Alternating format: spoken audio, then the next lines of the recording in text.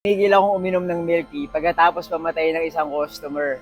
Yung boyfriend niya na tumikim lang, na hospital din. Matagal na itong nangyari, pati yung may-ari ng milk tea shop, hindi rin nakaligtas.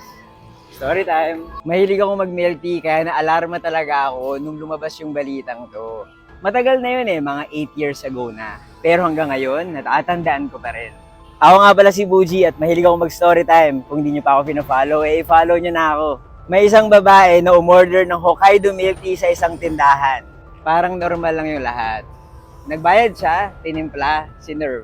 Tapos, pagkatikim niya, nagreklamo siya. Sabi niya, hindi raw maganda yung lasa. Yung manong na nagtitinda, nagtimpla rin ng sarili niyang drink para patunayan na okay yung milk tea nila. Kaya lang, pagkatapos ng 3 minuto, tumumba siya. Tapos, dinala sa ospital. Sa kasamaang palad, binawian siya ng buhay. Pagkatapos ng ilang oras, binawian din ng buhay yung customer. Yung boyfriend niya, na-hospital din.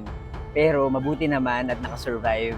Ang swerte ng lalaki kasi pagkatikim niya sa milk tea at nung hindi niya nagustuhan, bigla niyang dinura. Kaya hindi siya nalason talaga. May oxalic acid daw yung milk tea na ininom nila. Hindi yun normal nakakalason yun. May nagsabi na may naglagay daw ng lason dun sa milk tea powder kaya hindi nahalata. At ang kwento pa, insider job daw. Pero hindi naman napatunayan. So, delikado ba ang mga milk tea?